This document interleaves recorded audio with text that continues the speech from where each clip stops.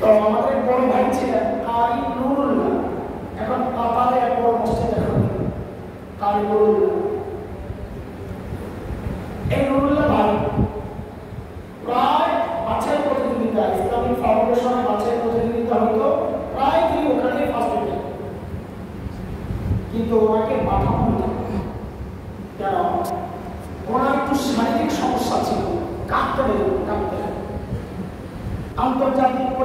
বলে যায় প্রতিযোগিতা পাখানি করবে দেশের বদনাম হবে, এই জন্য ওনাকে না পাঠায়া দ্বিতীয় যারা হইতো তাদেরকে পাঠানো।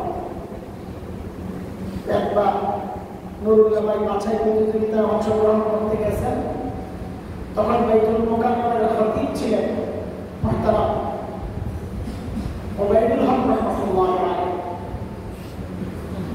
হযরত নুরুল্লাহ ভাইকে চেনেন, সবসময় ফেভারিট প্রতিযোগী, সবাই চেনেন।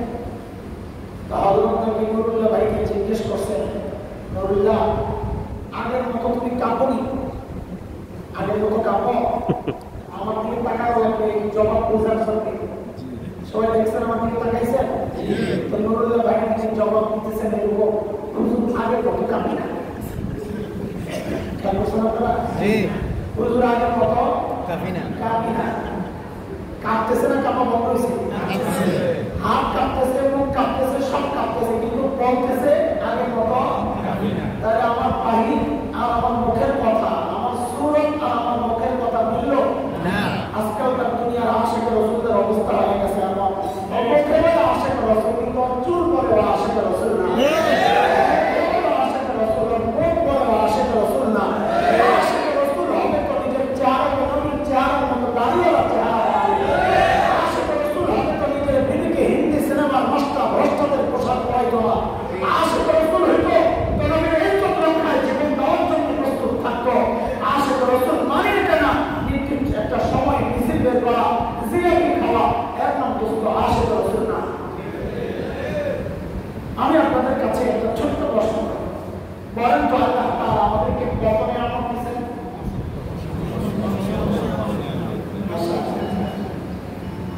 অসংখ্য, অনেক না, অনেক আর অসংখ্যের মধ্যে বেশ আছে।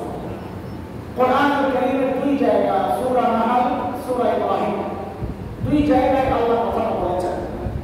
আল্লাহ বলেন, وَإِن تَعُدُّوا نِعْمَةَ اللَّهِ لَا تُحْصُوهَا إِنَّ الْإِنسَانَ لَظَلُومٌ كَفَّارٌ। আল্লাহ বান্দা, আমি তোমাকে একবার তুমি আমার দিছি, যদি বলো বলে শেষ করতে পারবে না। সুবহানাল্লাহ। ভাত কি দরকার? আমি সব বলি আপনারা চুপচাপ থাকেন, যেহেতু একটা জরুরি কথা বলবো, এই জন্য একটু আপনাদেরকে ঘোষ খাওয়াতে রাখতে চাইছি যেন মনোযোগটা থাকে। আচ্ছা, আপনাদের কাছে আরেকটা প্রশ্ন, এই যে আল্লাহ দেওয়া এত নিয়ামত, এই সমস্ত নিয়ামতের মান, মর্যাদা, চাহিদা, গুরুত্ব এক না বড় ছোট আছে? যেমন আপনাকে যদি বলা হয় এই তোর হাতটা দিবি অথবা কল্যাণা দিবি, অপশন দুইটা, কোনটা দিবেন? হাত। কোথায় আপনার হাত আর কল্যাণ মর্যাদা মূল্য এক না। আল্লাহ আমাদেরকে যত নিয়ামত দিয়েছেন তার মধ্যে সর্বশ্রেষ্ঠ নিয়ামত কোনটা? মুফাসসিররা এর জন্য কিছু মূলনীতি রেখেছেন।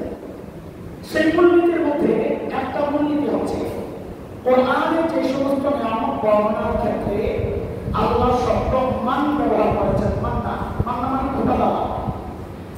আমরা সাধারণত মানুষকে যখন খোটা দিই, ছোট অনুগ্রহে খোটা দিই না, এই বড়টা। যেমন কাউকে আপনি 100 টাকা দিচ্ছেন, একই ব্যক্তিকে আপনি আমার 1 লক্ষ টাকা দিচ্ছেন, যখন খোটা দিবেন কি বলবেন? এই তোকে একদিন 100 টাকা দিয়েছিলাম, এটা বলবেন? কোনটা বলবেন? 1 লক্ষ। আল্লাহ তাআলা এই সমস্ত জায়গায় মান ব্যবহার করে অনুগ্রহের কথা বলেছেন, নিয়ামতের কথা বলেছেন। মুফাসসিররা বলেন বুঝতে হবে ওই নিয়ামতগুলো আল্লাহর দেওয়া অন্যতম শ্রেষ্ঠ নিয়ামত। যেমন আপনাদেরকে বলি, একটা সূরা হুজুরাতের শেষ আয়াতের আগের আয়াত, আল্লাহ বলেন, ইয়ামুন্নুনা আলাইকা আন আসলামু কুল লা তামন্নু আলাইয়া ইসলামাকুম বালিল্লাহু ইয়ামুন্নু আলাইকুম আন হাদাকুম লিল ঈমান ইন কুনতুম সাদিকিন। আল্লাহু আকবার। আমি যে তোমাদেরকে ঈমানের নিয়ামত দিয়েছি, এই নিয়ামত আমার দেওয়া তোমাকে অন্যতম শ্রেষ্ঠ নিয়ামত। সুবহানাল্লাহ। এমনই আরেকটা নিয়ামতের কথা আমি শুরুতে যে আয়াত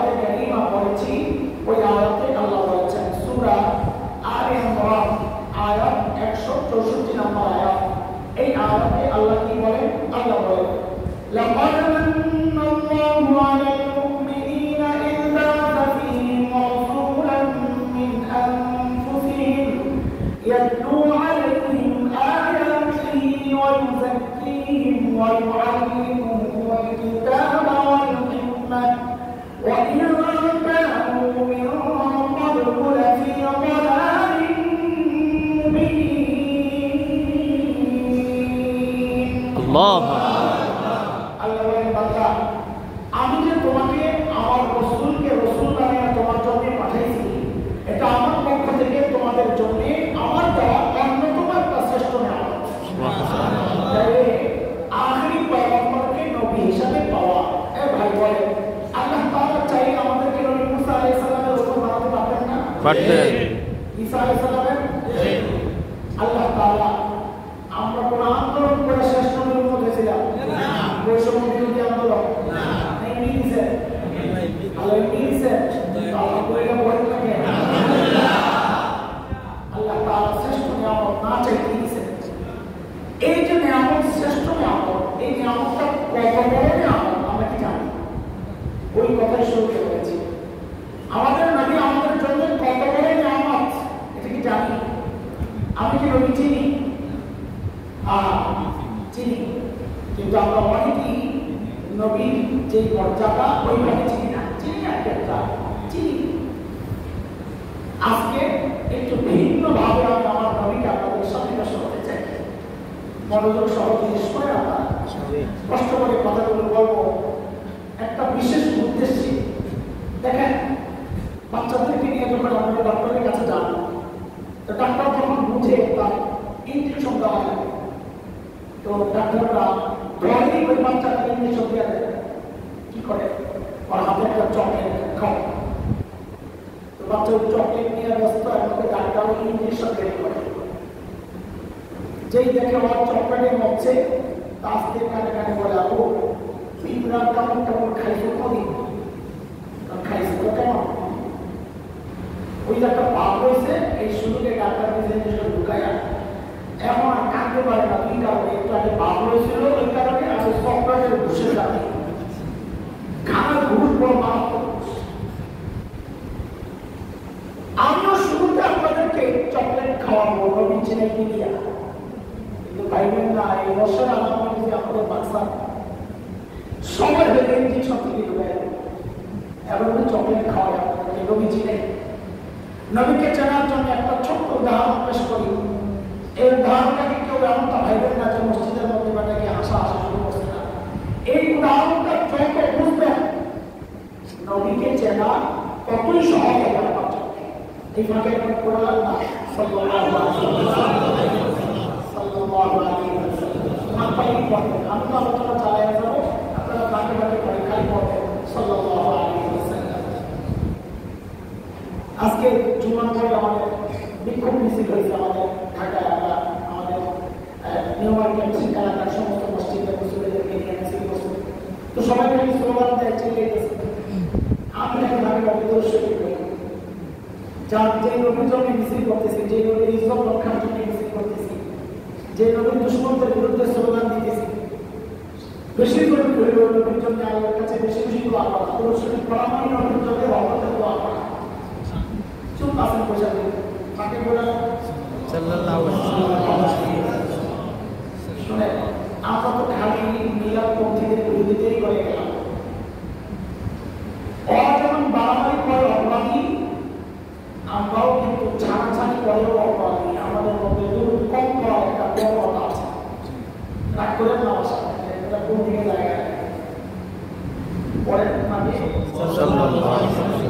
আমার আলোচনা চলবে, ফাঁকে ফাঁকে করতে থাকবে। সাল্লাল্লাহু আলাইহি ওয়াসাল্লাম। একজন বাবা, আমার বলতে একটু সুবিধা হবে, ঢাকায় বাবা বলে অনেক সম্পদের মালিক। অনেক তো বুঝছেন অভাব নেই।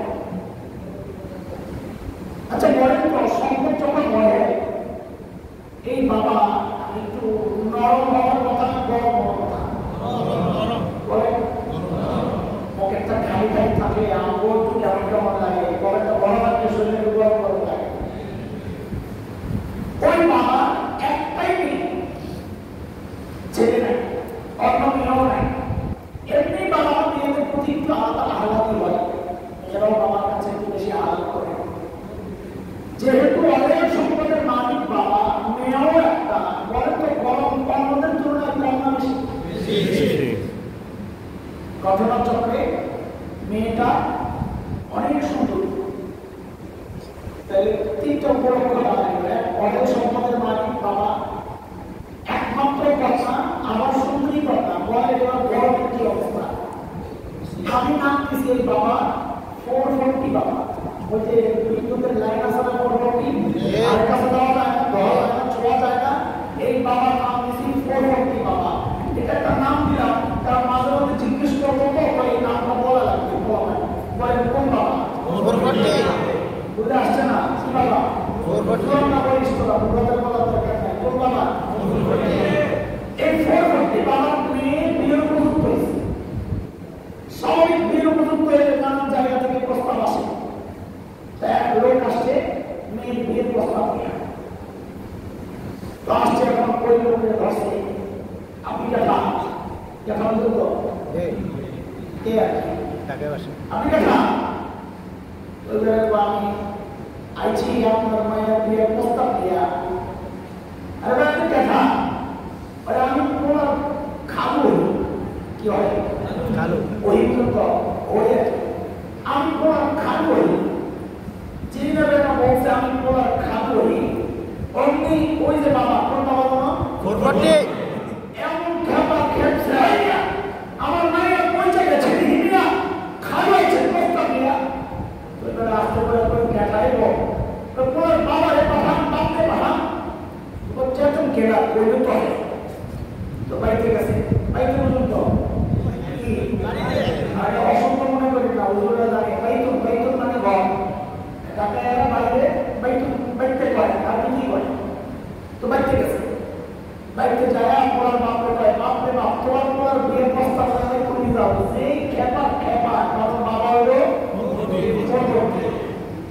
পরের দিন ছেলের বাপ আসছে খেয়াল করে। আমি আবারও বলছি এটাকে হাস্যরস দিয়ে মনে করি না, বলছি বলে আপনার কাছে হালকা বিষয় মনে হচ্ছে না, এমনটা মনে করার কোনো কারণ নাই। এই উদাহরণটা যত বুঝবেন নবীকে চেনা তত সহজ হবে। কয়েকদিন ছেলের বাপ আসছে, এসে বলে ভাই আপনার মেয়ের সঙ্গে আমার ছেলের বিয়ের প্রস্তাব আসছিল, খান হয়েছিল, খেয়ে গেছিলেন, আমি পুরার মা আপনি আপনার পুরার নাম কি, আপনার নাম কি, পুরার মায়ের নাম কি, দাদা দাদি সব নাম জিজ্ঞেরা, কোন বংশ, ওরা হাইট কেমন, দেখতে কেমন, চেহারা কেমন, কালার কেমন, বন্ধু বান্ধব কেমন, আশপাশ কেমন, সব খবর করে দেখছেন। আর এই পোলা তো একটা একখান পোলা একখান মায়ের দেওয়া এখন আপনাদের কাছে আমার প্রশ্ন, এই বাবা কোন বাবা?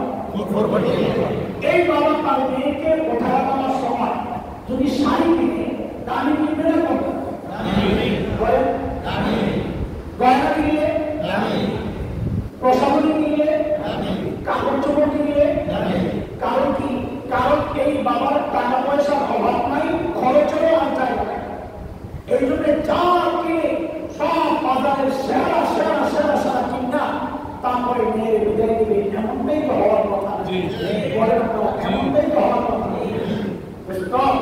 একজন বাবা তার কন্যাকে তার মেয়েকে যতটা ভালোবাসে, আল্লাহ সুবহানাহু ওয়া তাআলা তার প্রিয় হাবিব সাল্লাল্লাহু আলাইহি ওয়াসাল্লামকে তার চেয়ে হাজার কোটি গুণ বেশি ভালোবাসে। একজন বাবা তার মেয়েকে বিদায় দেওয়ার ক্ষেত্রে যদি সব সেরা সেরা জিনিস দিয়ে সাজায়া দুনিয়ায় পাঠাইতে পারে, তো আল্লাহ তার হাবিবকে দুনিয়ায় পাঠানোর সময় সব সেরা সেরা জিনিস দিয়া সাজায়া তারপর দুনিয়ায় পাঠাইছে। এখন আমাদের কাজ হয়ে যুদ্ধ করে দেখানো কি সেরা সেরা জিনিস দিয়া পাঠাইছে। সর্বপ্রথম হলো প্রস্তাবের ব্যাপার, মনে আছে কি কইছে? কে প্রস্তাব দেওয়া লাগবো? কে খাবো মানু চলবে না, আল্লাহর সিদ্ধান্ত। আমি আমার হাবিবকে যে দুনিয়ায় পাঠাবো ফ্রিতে পাঠাবো না। বলে কেটে পাঠাবে? আমার কাছ থেকে চাইয়া নিতে হবে। আমার হাবিবের দাম আছে না, দুনিয়ার মানুষের বেচা হচ্ছে ফ্রি জিনিসের দাম দিতে চায় না। যে জিনিস অর্জন করা কত কষ্টের, ওই জিনিসের মূল্য মানুষের হৃদয়ে কত বেশি হয়। আল্লাহর সিদ্ধান্ত আমি আমার হাবিবকে দুনিয়ায় ফ্রিতে পাঠাবো না। তো কেন্দ্রে পাঠাবে? বলে আমার কাছ থেকে প্রস্তাব দিয়ে নিতে হবে। বলে প্রস্তাব দিয়ে দিবে, খানো মানুষ হবে না। মনে আছে প্রস্তাব কে দিবে? খানো মানুষ। তো কে দিবে? বলে ছেলের বাপ দেওয়ার একটা প্রস্তাব। কে দিতে হবে? আমার তুমি বাপকে খালিল ইব্রাহিম বলেন না, কে মিল্লাতা আবিকুম ইব্রাহিম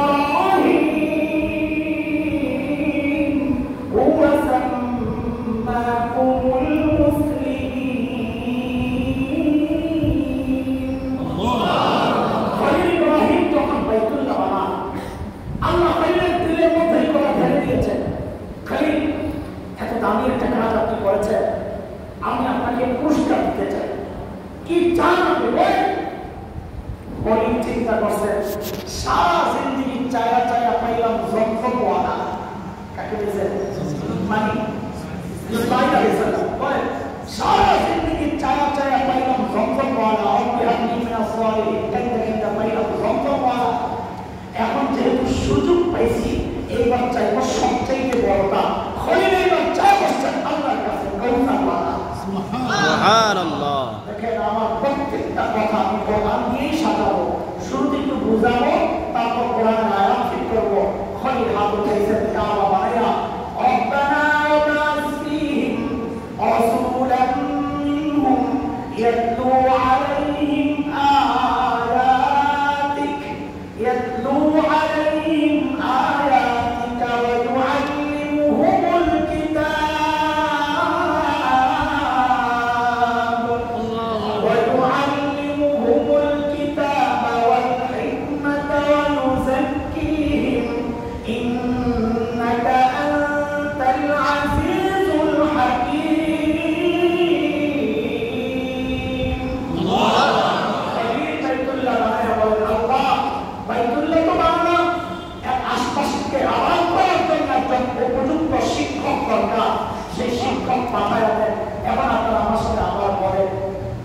প্রস্তাব পাঠাইছেন কে? আল্লাহ। খলিলুল্লাহ। প্রস্তাব পাঠাইছেন কে? খলিলুল্লাহ। আবার বলেন খলিলুল্লাহ। প্রস্তাব পাঠাইছেন কে? খলিলুল্লাহ।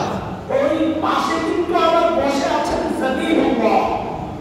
ইসমাঈল আলাইহিস সালামকে কি বলা হয়? জবিহুল্লাহ।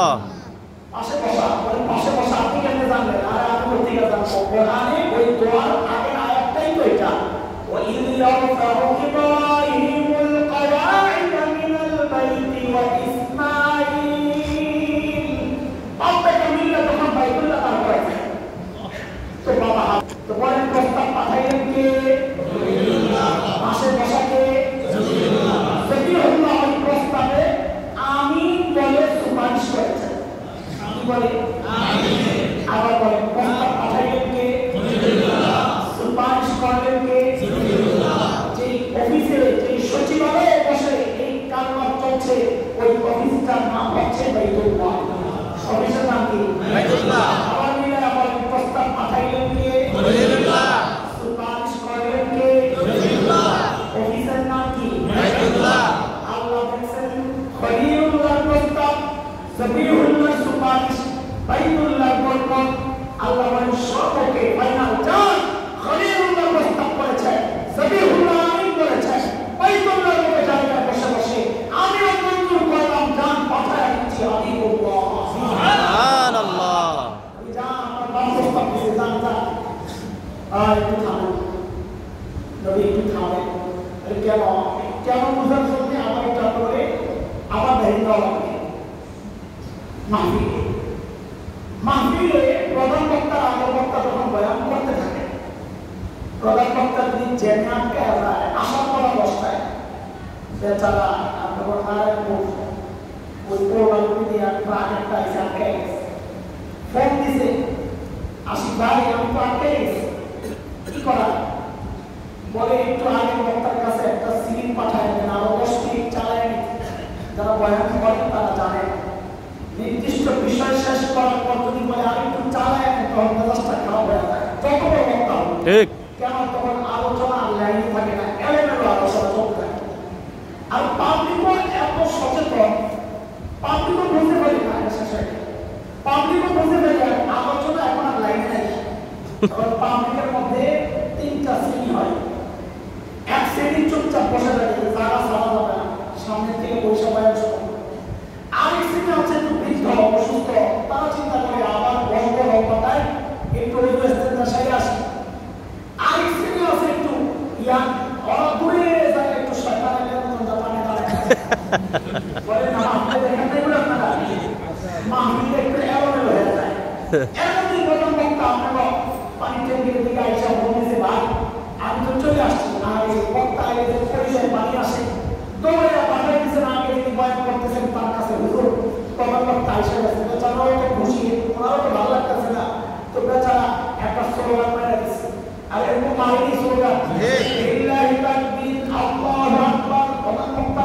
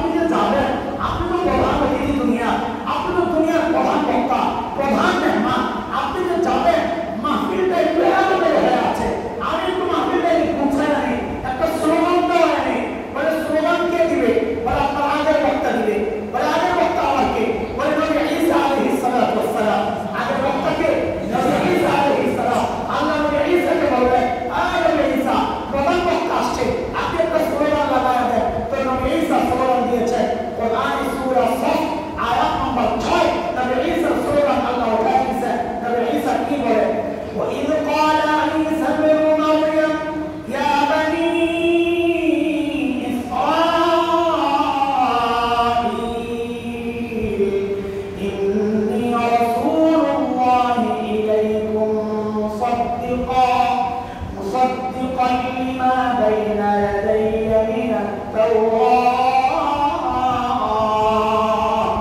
ومبشرا برسول يأتي من بعد اسمه أحمد. হযরত ঈসার বক্তব্যের মূল পয়েন্ট, ঘোষণার মূল পয়েন্ট এটা। এখান থেকে আরো চকলেট খাওয়াই দিয়েছে, কিন্তু সময় কিন্তু শেষ হয়ে গেছে।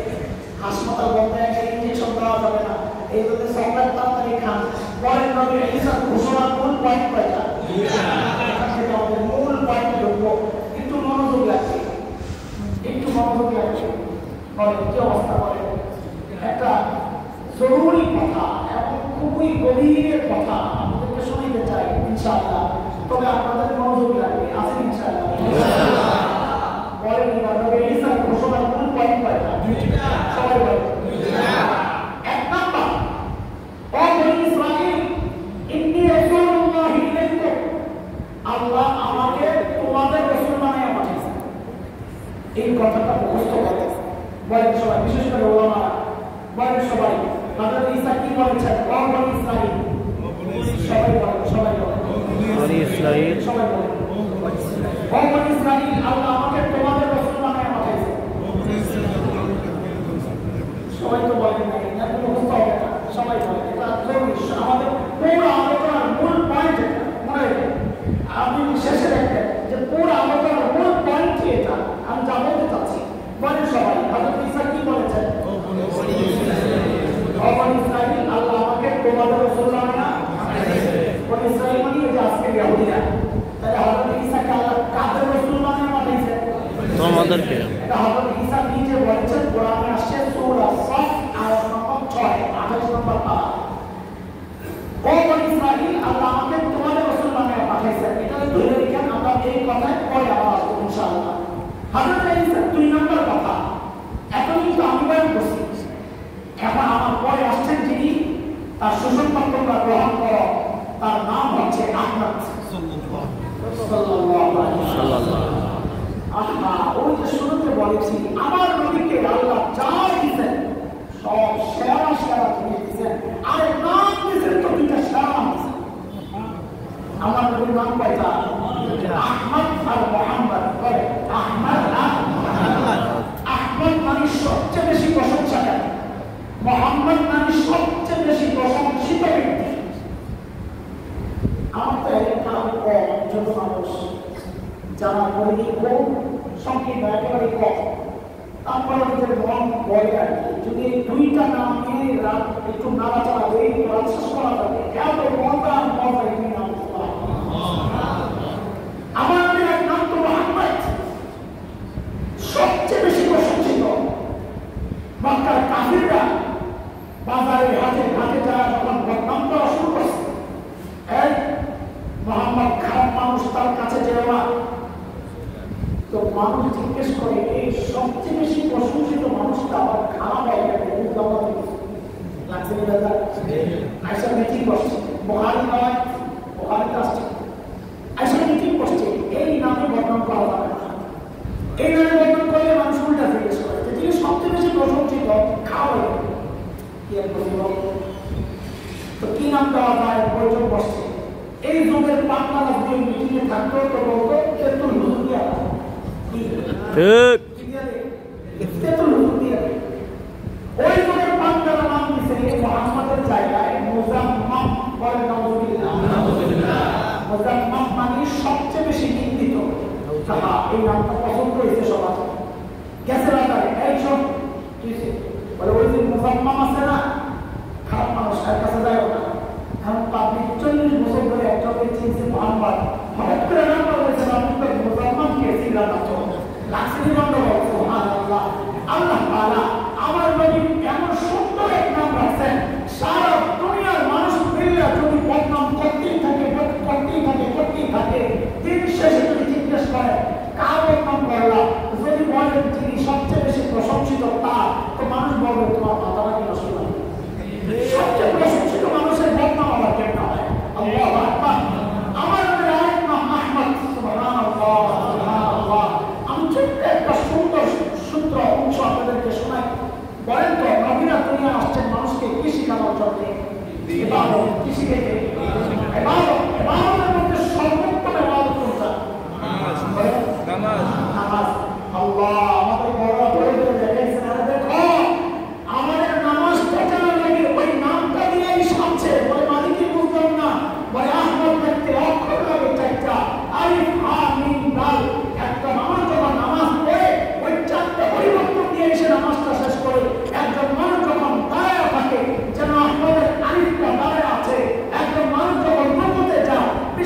ওই একটা বাচ্চাকে আপনার ডান পাশে নামাজে দাঁড় করে রাখা দেখে একজন মানুষ যখন দাঁড়ায় থাকে যেন আমাদের আলিফটা দাঁড়ায় আছে, যখন রুকুতে যায় যেন হাঁটা দাঁড়ায় আছে, যখন সেজদায় যায় যেন মৃত্যু বসে আছে, আর যখন তাহিয়াতুল সূরাতে বসে যেন কানটা সুন্দর করে বসে আছে। আমার নবীকে আল্লাহ যা দিয়েছেন সব সেরা সেরা, চোখ দিয়েছেন তো সেরা, কান দিয়েছেন তো সেরা, নাক দিয়েছেন সেরা, আরে চোখ দিয়েছেন সেরা, হাসেন তো সেরা হাসি, চলেন তো সেরা চল, আর এমনকি ঘাম দিয়েছেন, ঘাম তো সেরা ঘাম করে কেমনে, মানে আমার আপনার ঘামের দুর্গন্ধে ধারে কাছে কেউ বসতে পারে না। আমাদের ব্যবসা বসে বসে আতর মাকে না জানি আমার ডর লাগছে, আমি সারা বন্ধ করেছি না জানি ওদের কাছে কানে নাকের মধ্যে বন্ধ গেছে গান, তা আমার একটু দিতে চাইছে, আমার মাথা ব্যথা করে কড়া আতর হয়ে কড়া আতর আমি দূর থেকে টেন দিয়েছি, আমার তো ঠান্ডা ঠান্ডা আতর লাগে আর কি। তো ওই যে বেড়া যখন গরম হয় বেড়ে লাগে গরম, বুঝছেন না, আমি গরম মানুষ, আমার আতর লাগে গরম ঠান্ডা, গরম আতর ব্যবহার করে গরম জানি না ঘরে কি অবস্থা।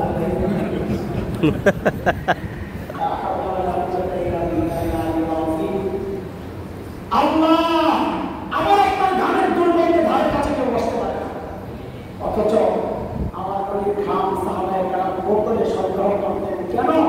এইরকম সুন্দর মজলিস হইলে ওই মজলিসে একটু ঘাম লাগায় দিতেন, পুরো মজলিসটা সুঘ্রাণ। সুবহানাল্লাহ। ওই বসে বসে যদি নবী এই কথাগুলো বলতে থাকি মজাই তো লাগে, সারা রাত যাবে দরজা মাকসাদে জানা, ছোট্ট দুইটা দিন পরে আমি আমার মূল মাকসাদে চলে যাবো ইনশাআল্লাহ। এখন যে নবীর দুনিয়ায় আসার সময় আর পরে দিয়া ওই শিশু নবীর কথা বলছে, রাসূল নবীর কথা না। বরকতের যে একটা অবস্থা প্রকাশ করেছে, হযরত আমিনা বলেন আমি যখন জমজমের পাড়ে যাই পানি উঠাইতে, এই যুবকরা একটু বলো তো তোমরা জানো কিনা কুয়ার পানি পড়ে থাকে নিচের দিকে না হাউজের উপরের দিকে? এখন কুয়া নাই, এই জন্য জিজ্ঞেস করলাম। হযরত আমিনা বলেন আমি যখন কুয়ার পানি উঠাইতে যাই জমজমে, আমি লক্ষ্য করেছি সব পানি আস্তে উপরের দিকে উঠে যায়। আমি পানি উঠায় চলে গেলে আমার পানি আমার জায়গা মতো নিচে চলে যায়। মক্কার মেয়েরা বলে ওমর আমি না একটু দাঁড়াও দাঁড়াও দাঁড়াও, তুমি থাকতে থাকতে পানি উঠায় হয়, কারণ তুমি চলে গেলে পানি নিচে চলে যায়। আল্লাহ। হযরত হালিমাতুস সাদিয়া রাদিয়াল্লাহু আনহা তায়েফ থেকে স্বামী সহ আসছেন মদিনায়, মক্কায় একটা বাচ্চা নিয়ে যাবেন, ওখানে লালন পালনের বিনিময়ে কিছু পয়সা পাবেন। তায়েফের পরিবেশটা সুন্দর, বাচ্চারা ওখানে বড় হইলে দুষ্ট হয়, ওই আশায় আসছে, নিজের বাহন দুর্বল। এখন সবার পেছনে পেছনে আস্তে আস্তে কমদামি জিনিস আস্তে আস্তে আসতেছে মক্কায়। হযরত হালিমার স্বামী সহ যখন মক্কায় ঢুকে শুনেন যে এই বছরের বাচ্চা যা ছিল সব বন্টন হয়ে গেছে। সবাই আগে আগে যায় ধনী ঘরে খাওয়া পাবে, কারণ ধনী ঘরের বাচ্চা নিতে পারলে পয়সা বেশি পাবে। হযরত হালিমা বলেন মক্কায় যারা শুনি সব বাচ্চা শেষ, শুধু একটা বাচ্চা বাকি, তাকে আনতে কেউ যায় নাই। কেন? বলে এতিম বাচ্চা, টাকা পয়সা পাওয়া যাবে না, এর খরচ কে দিবে, এই জন্য আমার নবীকে আনতে কেউ যায় নাই। আসলে হালিমার কপাল পড়ছে, আসলে কপাল পড়ছে। হযরত হালিমা বলে আমি যখন আমেনার ঘরে যাই, বাচ্চাটা আমার জন্য স্বামীকে বলেছি খালি হাতে যাওয়ার চেয়ে চলে এতিম বাচ্চাটাকে নিয়ে আসে, চলো। তো এতিম বাচ্চাকে নেওয়ার জন্য যখন ঘরে ঢুকছি, তাকায় আবার চোখ ফিরে দিয়ে পারি না, যেন চাঁদের টুকরে শোয়া আছে। হযরত হালিমা বলে দৌড়ে গিয়ে মুখে চলে আসছি, আমি আর মুখ থেকে সরাইতে পারি না। স্বামীকে বললাম পয়সা লাগবে না, আমার দামি জিনিস পাওয়া গেছে, চলো। তাহলে উঠছি, আমার স্বামী সামনে অমনি বাহনটা প্রকাশ করে বসে পড়ছে।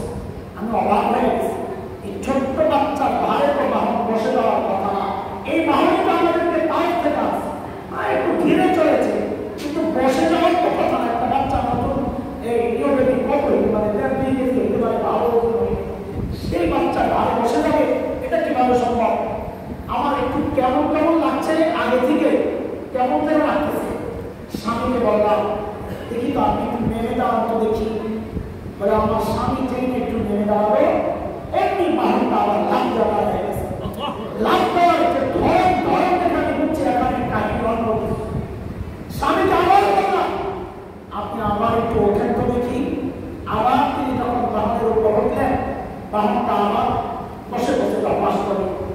আমি আমার স্বামীকে বললাম, দেখি তো আবার একটু নেমে দাঁড়ান তো দেখি। আবার যে নেমেছে অমনি বাবা আমার নামটা দাঁড়ায় গেছে। হযরত হালিমা বলে, আমি যা বুঝা বুঝে গেছি। স্বামীকে বললাম, সামনে না বসে একটু পেছনে যায় বসে তো দেখি কি হয়।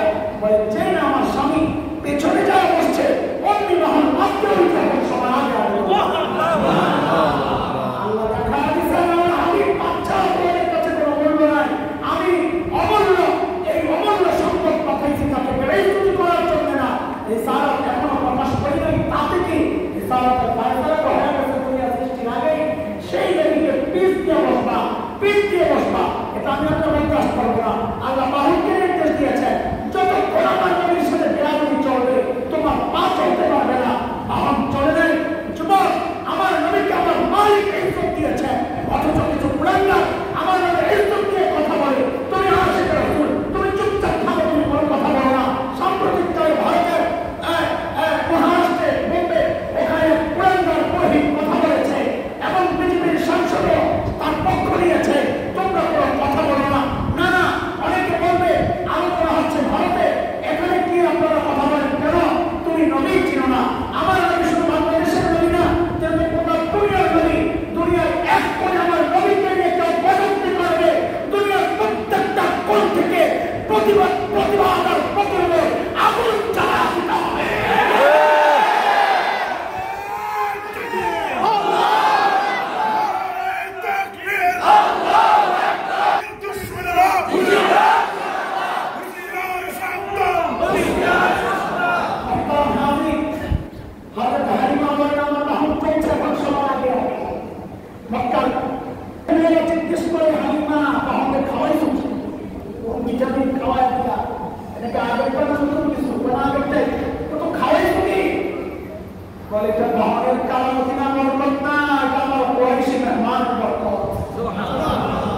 যখন তায়েফ পৌঁছেছে তো বকরি যখন হালিমার বকরি যখন ঘাস খেয়ে আসে তো তায়েফের মেয়েদেরকে হালিমার বকরির গোলাম দুধ দেওয়া। এখন ওরা বলছে আমাদেরও বকরির ওলাদের দুধ নাই, হালিমার বকরির দুধ ভরা, কারণ কি? তো ওরা যেটা মনে করেছে কারণ সেই চিন্তায় বলে কি, হালিমা তোমার বকরিগুলা দুধ কোন জায়গায় খায়, ঘাস কোন জায়গায় খায়, একটু দেখায় দাও। ওই যে আমরা মোটা কথা বলা দেখলে বলে তোর বাবার কোন দোকানের সাইড কেমন মোটা হইলে আমাদের মোটা। হযরত হালিমা বলে, এটা ঘাসের কোনো বরকত না, এটা আমার কুরাইশি না মায়ের বরকত। আল্লাহু আকবার। শেষ একটা বিষয় বলে আমরা আমাদের মূল পয়েন্টে চলে যাব। আমার নবী কত সুন্দর ছিলেন, কত সুন্দর ছিলেন। শিশু নবীর কথাই বলি। হযরত হালিমা সাদের এক মেয়ে ছিল সীমা, সীমা বকরি চড়ায়। একদিন আসতে একটু দেরি করছে, মেয়ে মানুষ মায়ের উৎকণ্ঠা উঠবে তো বলে এত দেরি করবো, বকা দিচ্ছে আর কি। যে বকা দিচ্ছে কাজ করে তো এখন মাইন্ডে লাগছে, বলে আমি আর যাবো না কাছে। তো মানুষ কাউকে গায়ে করার জন্যে তার দুর্বল জায়গায় আপিত হয়, ঠিক না? হালিমাও জানেন সীমার দুর্বল জায়গা যাবে না, বকরি নিয়ে যাবে না, যাবে না না, আচ্ছা যাবে না, আমার কোনো সমস্যা নাই, তোমার কুরাইশি ভাই না খেয়ে বলবো আমার আল্লাহ যে কথা বলছে সীমা পায় না। আমি শুরু হয়ে গেছে, মা আমার ভাইয়ের তো ভালো বানাই না, তো শোনো যাওয়ার সময় কিন্তু ভাইয়ার নিয়ে আসবো। কোন মুসলমান একা যায় বকরি সামলাইতে পারবে না, আমার ভাইয়া নিয়ে যাবে, তাও আমার খাই দিতে পারো না। বলে না মা, আগের দিনের খবর তো তোমাদের সময় নেই মা, ওই যে আরেক দিন ভাইয়া নিয়ে গেছিলাম, জানো না কি হচ্ছে? কি আমি তো আমার ভাইয়ারে বকরি নিয়ে হাঁটছি, মানে অন্য দিনের মতো বকরিগুলো সব পিছনে সুবহানাল্লাহ।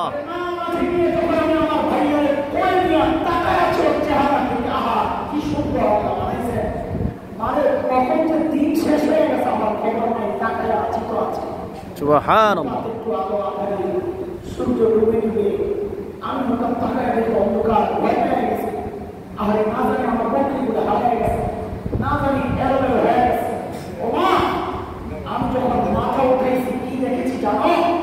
আমি আমার ভাইয়ার চেহারা দিকে যেভাবে তাকায় আছি না মা, তাকায় দেখি সবগুলো মন্দির চারদিক থেকে লাইন করে না অমনি আমার ভাইয়ের চেহারা দিকে তাকায়। সুবহানাল্লাহ। আমার নবীকে আল্লাহ এত সুন্দর করে বানাইছিলেন। যাই হোক, এই লাইনে আর আছি না। একটা ছোট্ট প্রশ্ন করে আমাদের মূল পয়েন্টে ঢুকতে চাই। এবার আপনাদের কাছে আমাদের জিজ্ঞাসা, ওই যে পিছনের এক বাবার কথা বলছে, কোন বাবা? মাশাআল্লাহ।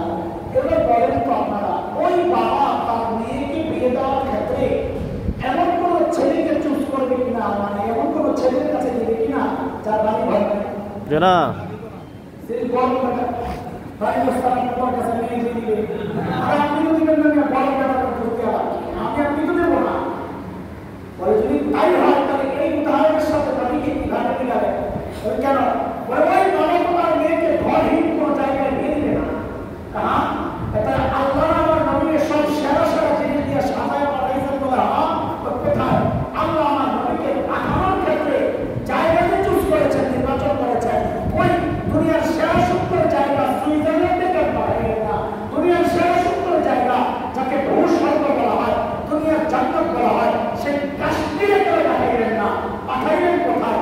জাজিরাতুল আরবে খলিল ইব্রাহিমের ভাষায় সূরা ইব্রাহিমে জাজিরাতুল আরবের ভৌগোলিক অবস্থান যে বর্ণনা আসছে, ওয়াদি খাইরিহি যারা বৃক্ষলতাহীন জলশূন্য বালুকাময় জায়গা, খাওয়া নাই, পানি নাই, ফল নাই, ফসল নাই, গাছগাছালি নাই, অনর্বর জায়গা, পাথর, মরুভূমি, এমন জায়গায় আল্লাহ তাআলা আমার নবীকে কেন পাঠাইলেন? সুন্দর জায়গা কি দুনিয়ার অভাব ছিল? প্রশ্ন জাগে কি জাগে না? এই প্রশ্ন আপনাদের জাগে কি জাগে না? আল্লাহ আমার নবীর সবচেয়ে সুন্দর আরামের জায়গায় পাঠাইতে পারতেন না? পারতেন? বলেন না, সবচেয়ে সুন্দর স্বাস্থ্যকর জায়গায় পাঠাতে পারতেন না? পারতেন না? পাঠাইলেন কোথায়? জাজিরাতুল আরব। আপাতত শব্দ আমরা এটাই বলেন, পরে আমরা শব্দ চেঞ্জ করবো। আপাতত এটাই বলেন, আল্লাহ কই পাঠাইছেন? জাজিরাতুল আরব। সবাই বলেন তো একটু মুখস্থ করায় পরে আগাইতে চাই, বিষয়টা একটু জটিল তো, একটু মুখস্থ করে করে আগা। বলেন আল্লাহ আমার নবীকে কই পাঠাইছেন? জাজিরাতুল আরব। জাজিরাতুল আরব কি? সৌদি আরব, আরব আমিরাত, কাতার, কুয়েত, এই দেশগুলো মিলে যে আরব ভূখণ্ডটা, এটাকে বলে জাজিরাতুল আরব। কি বলে? জাজিরাতুল আরব। জাজিরাতুল আরবে আমার নবীকে আল্লাহ কেন পাঠাইছেন সেই প্রশ্ন রেখে গেলাম, খালি মাথায় রেখে। আল্লাহ আমার নবীকে সুন্দর জায়গায় না পাঠায় জাজিরাতুল আরবে কেন পাঠাইলেন? প্রশ্নটা খালি মাথায় রাখেন। এরপর আসলে একটু জাজিরাতুল আরবকে চিনি। জাজিরাতুল আরবের ভৌগোলিক অবস্থানটা একটু দেখেন। আগে অবস্থা বলেছি, পানি নাই, খাওয়া নাই, ফল নাই, ফসল নাই, এটা হলো অবস্থা। আরেকটা হলো বিশ্ব মানচিত্রে তার অবস্থান। অবস্থানটা কি? অবস্থান হলো তিন দিকে পানি। বলেন তিন দিকে পানি। তিন দিকে পানি, একদিকে ভূমির সাথে লাগা। তিন দিকে পানি কি? তিন দিকে পানি হলো আমাদের সাইডে আমরা যখন পার হই তখন পারস্য উপসাগর পড়ে, ওমান উপসাগর পড়ে, আরব উপসাগর পড়ে, ভারত মহাসাগর, পশ্চিমে আছে লোহিত সাগর। এই সবগুলো সাগর বেষ্টিত, তিন দিকে পানি। একদিক জর্ডান, ইরাক, ওই দ্বীপগুলোতে একটু ভূমির সাথে লাগোয়া। আপনারা আমাকে জবাব দেন, শূন্য পানি কয়দিন? পানি কয়দিন? জমিনের সাথে লাগা কয়দিন? ঠিক যেন মানুষের দেহের মধ্যে যে হাত আছে, হাতের যে অবস্থানটা শরীরে তিন দিকে শূন্য, খালি একদিকে শরীরের সাথে জয়েন্ট লাগা, একদম হাতের যে অবস্থা। জাজিরাতুল আরবের অবস্থান তাই, এই জন্য ভূবিজ্ঞানীরা জাজিরাতুল আরবের নাম দিয়েছে জিওগ্রাফিক হাত। এটা বিশ্ব মানচিত্রের হাত। প্রশ্ন, আল্লাহ আমার নবীকে হাতে কেন পাঠাইলেন? দ্বিতীয় প্রশ্ন, আমাদের কথাগুলো আমরা এমনি আগাবো, প্রশ্ন করবো, উত্তর আসবে, উত্তরের উপর আবার প্রশ্ন আসবে, আবার জবাব আসবে। এভাবে একটু কথা আগাইতে চাই, শুধু মনোযোগটা ধরে রেখে একটা মিস করবে, পরে বুঝানো আমার জন্য কষ্ট হয়ে যাবে। এতক্ষণ বলেছি আল্লাহ আমার নবীকে পাঠাইছেন জাজিরাতুল আরবে। এখন থেকে জাজিরাতুল আরব শব্দটা সরা, এখন থেকে বলে আল্লাহ আমার নবীকে পাঠাইছেন আর বিশ্ব মানচিত্রে। বলেন বিশ্ব মানচিত্রে। তো বিশ্ব মানচিত্র বলতে কষ্ট হবে, শুধুই বলেন আর। কোথায়? সবাই বলে আল্লাহ আমার নবীকে কোথায় পাঠাইছেন? হাড়ে কেন পাঠাইছেন? হাড়ে পাঠাইছেন এই জন্যে আল্লাহ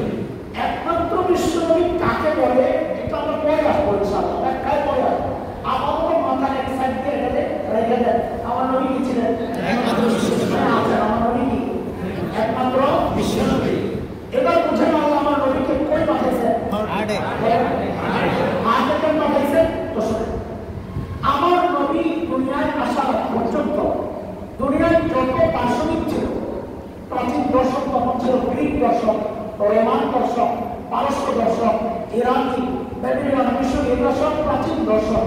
সমস্ত দার্শনিকের বক্তব্য ছিল মানুষকে নিয়ন্ত্রণ করে তার ব্রেন। কে? সবাই বলে সর্বপ্রথম আমার নবী সারা দুনিয়ার দার্শনিকের বিরুদ্ধে দাঁড়ায়া ঘোষণা দিলেন, না, মানুষকে তার ব্রেন নিয়ন্ত্রণ করে না, মানুষকে নিয়ন্ত্রণ করে তার হাত। কে? কে? আল্লাহ হাদিস জানায় দিলেন, বুখারীতে আসছে, হাদিস মুসলিমে আসছে, আলা ওয়া ইন্না ফিল জাসাদি মুদগা ইযা সালাহা সালাহা আল জাসাদু কুল্লু ওয়া ইযা ফাসাদা ফাসাদা আল জাসাদু কুল্লু আলা ওয়া হিয়া আল কলব। হাদিসে আমি যাব না, এই হাদিসগুলো তো বিশ্বাস একটা ওয়াজ করে, আমি তো বিশ্বাস না, আমি তো মুরিচ্ছা, আমি হাদিস আরেক জায়গায় কামে লাগাইতেছি। খেয়াল করে হাদিসের সব অর্থ বলছি। নবী বলে হাত ঠিক তো বলছি, এতটুকু বলে আমার তো কি চলবে? আপনারা বলে নবী কি বলেছে? হাত ঠিক তো বলে, হাত ঠিক তো আলহামদুলিল্লাহ। আজকের চিকিৎসা বিজ্ঞানী স্বীকার করতে বাধ্য হয়েছে বিজ্ঞানীরা যে মানুষকে তার ব্রেন নিয়ন্ত্রণ করে না, হাত ব্রেন ফেল করলে মানুষ বাঁচে, হাত ফেল করলে শেষ। তাহলে আমার নবীর কথাই তো ঠিক, তাই না? তার মানে আল্লাহ নবী কি বললেন? হাত ঠিক তো আমার নবী হচ্ছেন একমাত্র এবার বুঝে না আমার নবীকে হাত এবং পাঠাইছেন নবী, আপনি তো একমাত্র বিশ্ব নবী, গোটা দুনিয়ার দিন প্রচার করা আপনি আপনারই তো কাজ, কিন্তু এই অল্প সময়ে সারা দুনিয়ার দিন প্রচার করা আপনার জন্য কষ্ট হয়ে যাবে। নবী আপনার চেষ্টা করে হাত, ওই হাতে মেহনত করে, হাত যদি ঠিক হয়ে যায় আমি একবার করতে গোটা দুনিয়া ঠিক করে দেবো। বুঝতেছেন কথা? এবার তো বুঝছেন আমার নবীকে আল্লাহ হাতে কেন পাঠাইছেন? হাত ঠিক, বড়ি ঠিক। এক চরম বাস্তবতা হচ্ছে আজকের জাতির আমাদের শাসকদের ইমান আকিদায় পতন করেছে, সারা দুনিয়ার মুসলমান মার খাচ্ছে। আমি চ্যালেঞ্জ করে বলছি, এখন যদি হাতের ইমানদার, হাতের মুসলমান ইমানদার হয়ে যায়, হাতের শাসকরা ইমানদার হয়ে যায়, হাত যদি ঠিক হয়ে যায়, গোটা দুনিয়ার বড়ি ঠিক হয়ে মুসলমান সারা দুনিয়া শাসন করবে। হাতে পছন্দ করছে, বড়ি তো পছন্দ হয়ে গেছে। আমি আরো দুইটা উদাহরণ দিলে এই বিষয়টা আপনাদের আরো একটু ক্লিয়ার হবে, কারণ এই বিষয় ক্লিয়ার না হলে সামনে আগানো আমার জন্য বুঝানো কষ্ট হবে। ধরেন এই মসজিদ না, এটা একটা পুকুর, ধরেন এটা একটা পুকুর, আপনি পুকুরের ঠিক মাঝখানে একটা ভিড় চলেছে, মাঝখানে, তাহলে ঢেউটা সমান্তরালে চারদিকে ছড়াবে, তাই না? বলেন। কিন্তু যদি আপনি একদিকে মারেন তো ঢেউটা একদিকে দ্রুততার সাথে শক্তিশালী ভাবে যায় আসতে পড়ে, আরেকদিকে যেতে যেতে দুর্বল হয়ে যাবে, দেরি হবে, ঠিক না? আমার নবী যেহেতু একমাত্র বিশ্বনবী, এই জন্য আল্লাহ সারা দুনিয়ার মাঝখানে হাতে বাড়াইছেন, কেন? যেন হেদায়েতের নূর সমান্তরে চারদিকে ছড়ায়। চারটা উদাহরণ শুনে একটু বোঝা আরো সহজ হবে। আমাদের একজন প্রবীণ মুফাসসির ছিলেন আল্লামা আব্দুল গফফার রাহমাতুল্লাহ আলাইহি। ওলামায়ে কেরাম তো অবশ্যই জানা, আরো প্রবীণ যারা আছেন তারা চিনতে পারেন। ঢাকা আল্লামা আব্দুল গফফার রাহমাতুল্লাহ আলাইহি কথা বলতেন খুব দারুণ, আমাদের মধ্যে ঘুম ভাঙছিল না, সাদা সাদা কথা বলতেন, কিন্তু খুব দারুণ কথা বলতেন। তবে ওনার কথা বলতে একটু রস ছিল, রসিয়ে কথা বলতেন। তো হঠাৎ গল্প শোনাইছেন, বলা ঠিক গল্প, যে আমরা ইন্ডিয়াতে গেছি আলেমদের এক কাফেলা, আলেমরা। তো সকালবেলা আমাদেরকে নাস্তা দেওয়া হয়েছে গরম টাটকা শুকনা খিচুড়ি এবং ধোয়া উঠেছে, মাঝখানে দিছে ঘি। কোথায়? ওই গরম যে তাপ, ওই তাপে ঘি বইলা তেল হয়ে গেছে। ঘি করলে কি হয়? তেল হয়ে যায়। তো ঘি তো খুব মাঝখানে একদম। আচ্ছা, এটা বোঝা লাগে আরেকটা জিনিস বোঝা যায়, মুসলমান সর্বপ্রথম হিজরত করছে কোন দিকে? বলেন বিষয় তো বলেন কোন দিকে? নামটাই বলেন, ঠিক না বলেন? আবিসিনিয়া। আচ্ছা, আজকের দুনিয়ার মানচিত্রের লোহিত সাগরের পশ্চিম পার ইথিওপিয়া যে অঞ্চল, এটা হচ্ছে নবী যুগের আবিসিনিয়া বা হাবশা বলে পশ্চিম। তো বলেন মক্কা থেকে সর্বপ্রথম মুসলমান হিজরত করছে ঠিক কোনটা? পশ্চিম। বলেন কোনটা? ইসলাম তো সারা দুনিয়ার মাঝখানে, পশ্চিম দিকে যে মাওলানা সব বসছে, আপনার বুদ্ধি মাওলানা গো, হঠাৎ করে আমি বসছে কি ঘিয়ের মধ্যে আঙুলটা ঢুকাইয়া নিজের দিকে একটা টান মারে, ইসলাম প্রথমে মক্কা থেকে হাবশা থেকে হিজরত করছে। এত পশ্চিম দিকে না, কিন্তু বইলা হয়েছে যে লাইন করেছে কি অবস্থা চলে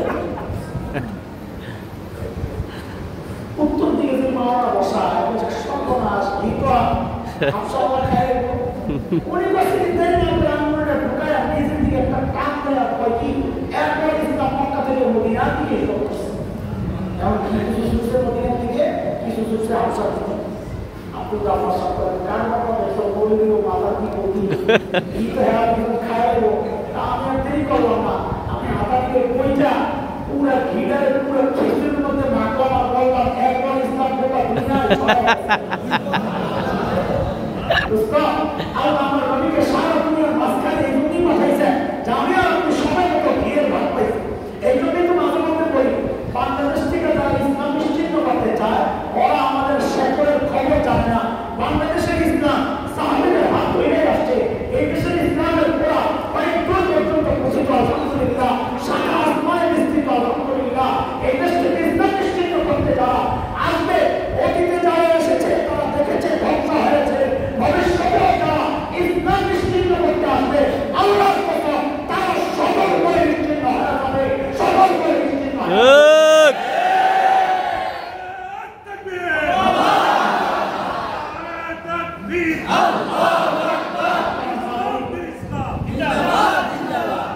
এবার আসেন আমাদের মূল পয়েন্টে বিশেষ করে যুবক ওলামারা এবং যুবকরা এই বিষয়টা আপনাদের মাথায় আনা দরকার আমরা তো ক্যাম্পাস চিল্লাইতেছি গাড়ি আপনাদের মাথায় আনা দরকার কি সেটা বাংলাদেশের আকাশে শকুনের আনাগোনা পরিবর্তিত হচ্ছে পাচ্ছেন না হ্যাঁ এই উৎসাহের মাধ্যমে সেটা আরো তড়িৎ আগাচ্ছে আমাদের মনে হচ্ছে বাংলাদেশের বিশেষ কিছু অঞ্চল পার্বত্য অঞ্চল উত্তরবঙ্গ হাজার হাজার নয় লক্ষ লক্ষ মুসলমানকে খ্রিস্টান করানো হচ্ছে আপনাদের অনেকের জানা নাই হয়তো সংখ্যাটা দায়িত্ব নিয়ে বলছি আমরা মাঠে ময়দানে মানুষ লক্ষ লক্ষ মুসলমানকে ভুলবার বুঝারা প্রয়োজন দেখারা খ্রিস্টান করানো হচ্ছে আমরা গত কয়েক বছর আগে এমনই এক আক্রান্ত এলাকা দিনাজপুরে গিয়েছিলাম তাও কাহারানিয়া মোরতাদ ভাইদেরকে যারা খ্রিস্টান হয়ে গেছে তাদেরকে দাওয়াত দিয়া ইসলামে ফেরত আনার জন্য তখন ওই যে এনজিও বা খ্রিস্টান মিশনারি ওদের পক্ষ থেকে থানায় নালিশ করা হয়েছে পুলিশের কাছে যে ঢাকা থেকে কিছু মৌলবি আসছে ওদের প্রতিনিধি ভালো না মারামারি লাগতে পারে তো পুলিশ আমাদেরকে লাগে তারা আমাদের 7-8 বছর আগের কথা তখন তো এত মোটা ছিলাম না ঠিক না ছিলাম তো পুলিশ তাকে ভাই আপনারা কেন মারামারি করতে চান আমি ওই জন্য আগে কথা বলে দিছি যে আমাদের দেখে কি মনে হয় আমি মারামারি দিয়ে যাই ঠিক না তো ওই কি জন্য আসছে আমার মোরতাদ ভাইকে দাওয়াত দিয়া তার ঘরে ফেরত নিজের ঘরে আমার মেয়ে তাকে ফেরত দিতে আসছে তখন পুলিশ আমাদেরকে একটা প্রশ্ন করেছে সেই প্রশ্নটা আমি যখন উত্থাপন করবো আমি এই দুনিয়া চিনি সেই জায়গা থেকে বলছি আপনাদেরকে খাটো করার জন্য না এই প্রশ্নটা বলার পর মনে হচ্ছে অনেকের মাথায় ঘুরবে বা পুলিশের কথা তো ঠিকই আছে পুলিশ কি বলছে পুলিশ বলে আমাকে একটা প্রশ্নের জবাব দেয় বলে আচ্ছা আমরা মুসলমান ইসলামের দাওয়াত দিই সারা দুনিয়ায় ইসলামের দাওয়াত চলে সেই শুধু অস্ট্রেলিয়ায় সেই দক্ষিণ আফ্রিকায় সেই কোথায় আমেরিকা ইউরোপ দুনিয়া সব জায়গায় ইসলামের দাওয়াত চলছে কি চলছে না চলছে ওই খ্রিস্টানরা তো আমাদেরকে বাধা দেয় না তাহলে আমরা বাংলাদেশে খ্রিস্টানদেরকে ওদের ধর্মের প্রচারে কেন আমরা সৃষ্টি করছি যার যার ধর্মের প্রচার সে করবে মাশাআল্লাহ কথাটা কত সুন্দর না যার যার ধর্মের প্রচার সে করবে কথাটা কত সুন্দর না সাপের মাথা দেখছে ঠিক সাপের মাথা দেখছে খুবই সুন্দর ডিজাইন কিন্তু হ্যাঁ এটা সুন্দর আছে ডিজাইন কিন্তু হেভি দারুণ ডিজাইন বিশ্বাস না হলে আপনার ঠিকঠাক একটু তাকায় পাবে দেখবেন কি সুন্দর ডিজাইন কিন্তু দোস্ত সব সুন্দরই সুন্দর না কিছু সুন্দরের ভেতরে সব থাকে ঠিক এই যে পুলিশের কথা যার যার ধর্মের প্রচার সে করবে কথা সুন্দর কিন্তু এই সুন্দরের ভেতরে বিষ ভরা কেন কেন মুসলমান সারা দুনিয়া ইসলামের প্রচার করতে পারে কেন খ্রিস্টানরা বাংলাদেশে ওদের ধর্মের প্রচার করতে পারবে না কেন এটা এই কেন আপনাদেরকে আমি নবী চিনাইছি এইবার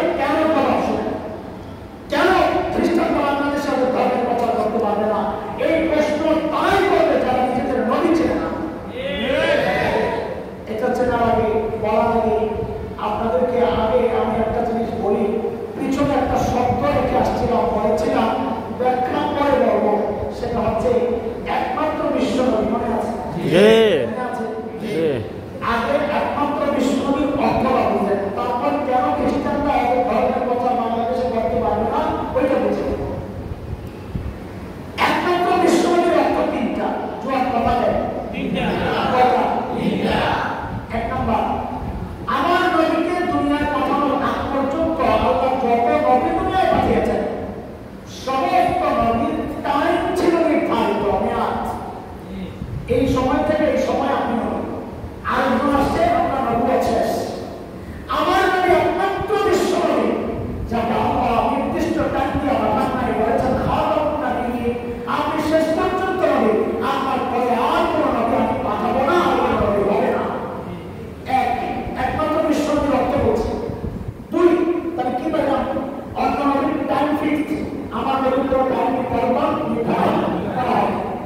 দুই নম্বর, আমার নবী আসার পর্যন্ত আল্লাহ যত নবী দুনিয়ায় পাঠিয়েছে সমস্ত নবীর অঞ্চল এলাকা ছিল নির্ধারিত, এলাকা ছিল। আপনাদের কথা প্রমাণ কি হুজুর? আর প্রমাণ আজকের বিকৃত বাইবেলের মধ্যে প্রমাণ আছে।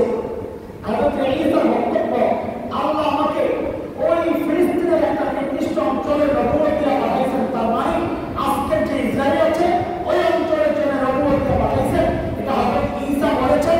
আছে কোথাও? আজকের বিকৃত বাইবেলের মধ্যে আছে, আপনারা কাজ করে দেখেন। আমার নবী একমাত্র বিশ্বনবী যাকে আল্লাহ নির্দিষ্ট করে এরিয়ার নবুয়ত দিয়ে পাঠান নাই। আল্লাহ রাহমাতুল লিল আলামিন বলেছেন, আমার নবীকে আল্লাহ আমেরিকার নবী বানায় পাঠাইছেন, ইউরোপের নবী বানায় পাঠাইছেন, অস্ট্রেলিয়ার নবী বানায় পাঠাইছেন, আফ্রিকার নবী বানায় পাঠাইছেন, এশিয়ার নবী বানায় পাঠাইছেন। গোটা দুনিয়ার নবুয়ত দিয়ে আল্লাহ আমার নবীকে দুনিয়ায় পাঠাইছেন। তিন নম্বর অর্থ, কিসের অর্থ? একমাত্র বিশ্বনবীর অর্থ, আমার নবী আসার আগ পর্যন্ত আল্লাহ যত নবী দুনিয়ায় পাঠিয়েছেন সমস্ত নবীর সম্প্রদায় কম ছিল নির্ধারিত, নির্দিষ্ট একটা সম্প্রদায়ের জন্য নবুয়ত আল্লাহ পাঠাইছেন। আমার নবী একমাত্র বিশ্বনবী যাকে আল্লাহ নির্দিষ্ট করে সম্প্রদায়ের নবুয়ত দিয়ে পাঠান নাই। বলে আপনার এই কথার প্রমাণ কি? প্রমাণ পেছনে রেখে আসছি। হযরত ঈসার বক্তব্য, সূরা সাফ 6 নম্বর আয়াত। হযরত ঈসা বলেছেন, ইয়া বানি ইসরাঈল ইন্নী রাসূলুল্লাহি ইলাইকুম। ও বনি ইসরাঈল, আল্লাহ আমাকে তোমাদের রাসূল বানায় পাঠাইছেন। আর আমাদের নবী সম্পর্কে আল্লাহ বলেন, ওমা আরসালনাকা ইল্লা কাফাতান লিন-নাস, আপনাকে আমি বনি ইসরাঈলের নবুয়ত দিয়ে পাঠাই নাই, শুধু মুসলমানদের নবুয়ত দিয়ে পাঠাই নাই, কাফাতান লিন-নাস, জগতে যত জাতি বাস করে, হিন্দু, বৌদ্ধ, খ্রিস্টান, মগ, কোরআন, গারো, চাকমা, কুকি, সরদার, ত্রিপুরা সহ যত জাতি দুনিয়ায় বাস করে সমস্ত জাতির জন্য আমার নবীকে আল্লাহ একমাত্র বিশ্বনবী বানায় পাঠাইছেন। এবার বুঝেন কেন খ্রিস্টানরা ধর্মের প্রচার করতে পারবে না? এটা বুঝেন একটা উদাহরণের মাধ্যমে। এই জায়গায় পড়ানো আগ পর্যন্ত এই জায়গায় এমপি কে ছিল? মায়া চৌধুরী। আচ্ছা, উনি যখন এমপি ছিলেন, কথা প্রত্যেক এমপির সাথে তার কিছু কাজ থাকে, যারা এলাকার কাজগুলো লাগে থাকে। তা আপনাদের এমপি সাহেব আপনাদের না, যাদের এমপি ছিলেন, সেটা কথা আমাদের প্রেসিডেন্ট একদম মন্তব্য পান। হঠাৎ করে ওনার এই খাস লোকটা দেখে কি মন্তব্য পারে বিশাল এক সাইনবোর্ডে কি লেখা হচ্ছে এমপি সাহেবের কার্যালয়। কি লেখা? বলে কি লেখা? এখন মায়া সাহেবের ছেলে মেয়েরা কি আমরা জানি না এমপি সাহেবের অফিস করছে ওরা কারা বাংলাতে জানলো বালুর পান দখলের পান তো গেছে অফিসে যার কার অফিসে ওই বিষয় কোন বিষয় তো বলে কি সাধু বসে পোকা কি বলে কি বলে সাধু বসে পোকা আপনি চিনেন না? আমি চিনেন সাধু বসে পোকা আছে ঢাকার 8 সূত্রপুর কোতোয়ালি আসলে এমপি ছিলেন 20 বছর আগে। এখন কিনা মারা গেছেন, এখন কিনা কয় বছর আগে আসল কোনটা? ঢাকা আপনার আচ্ছা সূত্রপুর, ঢাকা সূত্রপুর কোতোয়ালি আসল যেই কথা বলছে সাথে সাথে ধরে ময়না মিষ্টা লাগাইছে। প্রমাণ সংখ্যা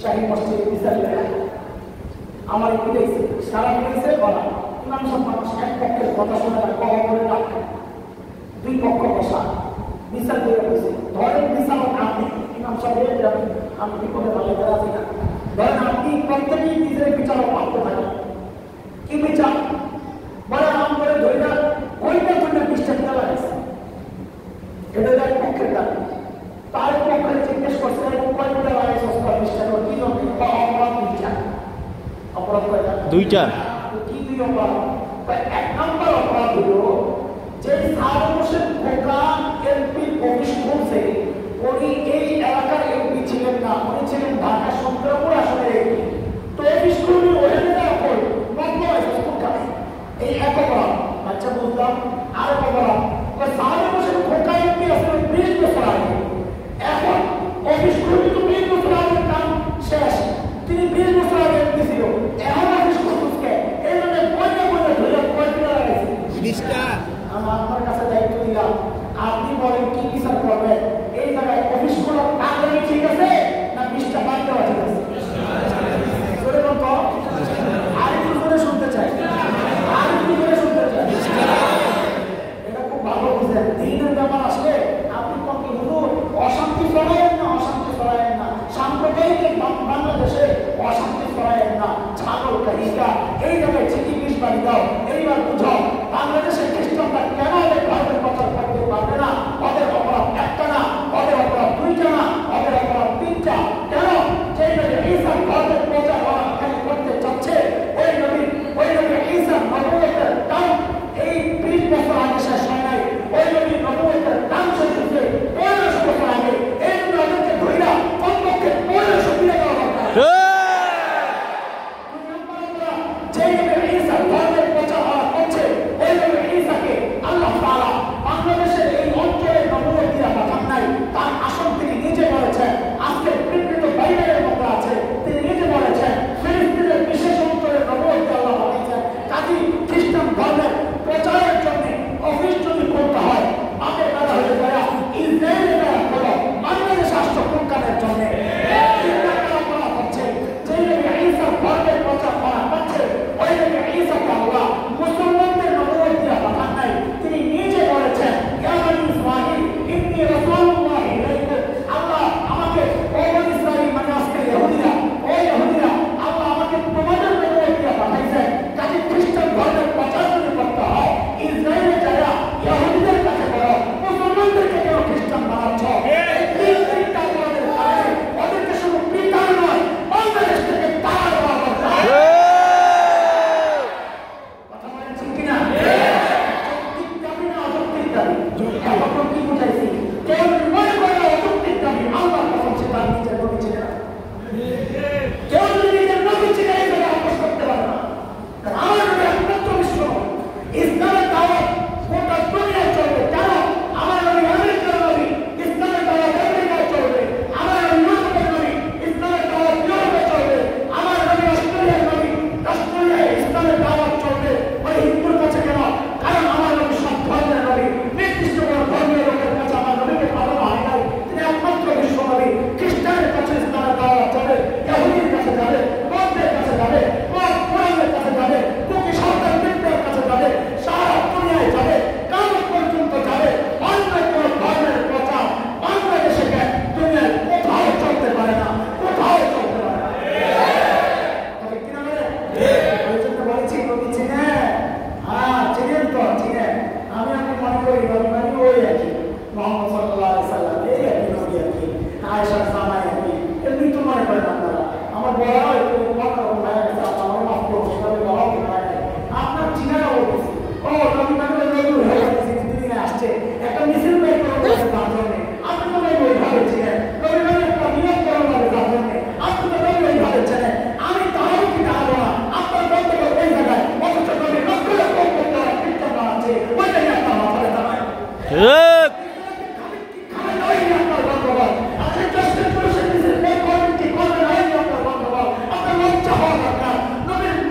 দায়িত্ব ওই জায়গায় আক্রমণ করা হচ্ছে নবীর মুকুট খতমের মুকুট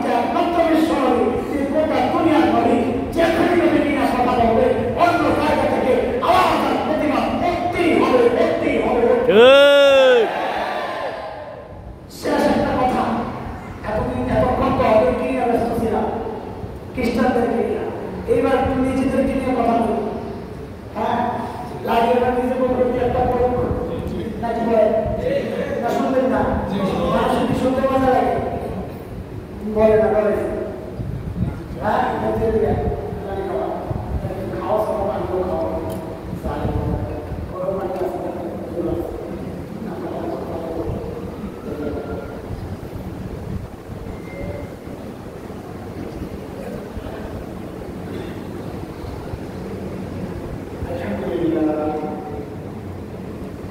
একটা উদাহরণ দিই ও আমাদের একটু রস দিয়ে একটা উদাহরণ দিই তাহলে আমাদের ভুলে রাখা সম্ভব হয় মন্ত্র আছে ঢাকা থেকে একসাথে বিয়ে করা লাগে ওই নারায়ণপুর আপনি এসেছেন নারায়ণপুর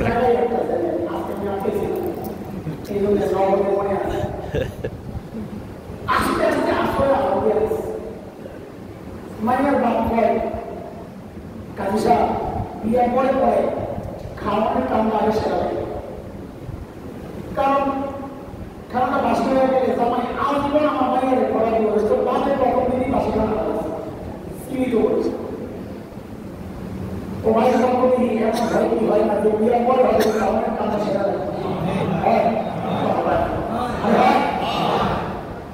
জামাইয়ের সামনে দিচ্ছে বিশাল ডিশ বড় প্লেট দেখে বলেছে আগে তো বাবা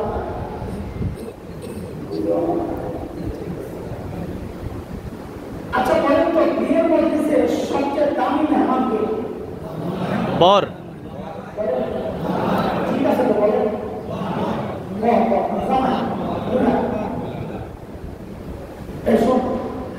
এখন থেকে বুড়াদের ওঠার অনুমতি আছে কিন্তু কোন জুয়াকে হতে দিবেন না কেউ